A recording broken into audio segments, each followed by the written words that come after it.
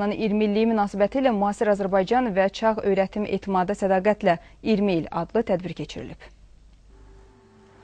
Çağ Öyrətim İşlətmələri şirkətinin kollektivi və tədbir iştirakçıları fəxri xiyabana gələrək ümummilli lider Heydər Əliyevin xatirəsini ehtiramla yad etdilər. Görkəmli oftalmoloq alim akademik Zərifə Əliyevanın da xatirəsi anıldı. Yubiley tədbirində Türkiyə prezidenti Abdullah Gülün təbrik məktubu oxundu. Sonra şirkətin 20 illik fəaliyyətindən bəhs edən film nümayiş edildi.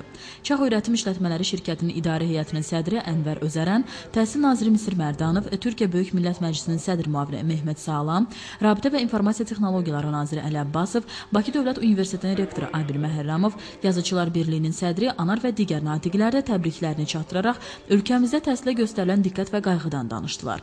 Şirkətin təhsil müəssisələrinin şagird və məzunları ötən illər ərzində yüksək nailiyyətlər nümayiş etdirib. Tədbirdə Azərbaycanda təhsilin inkişafındakı xüsusi xidmətlərinə görə Çağ Öyrətim İşlətmələri şirkətinin bir qrup əməkdaşı Təhsil Nazirliyinin qabaqcıl təhsil işçisi döş nişanı və fəxri fərman ilə təltif olundu. Şirkətin təhsil müəssisələrinin bir qrup məzununa fəxri fərman və xatirə hədiyyələri də təqdim edildi. Tədbir yubiley marşı ilə sona çatdı. Mənsur Həsənov, Vüqar Həsənov, Zərifə Qurban xəbərlər.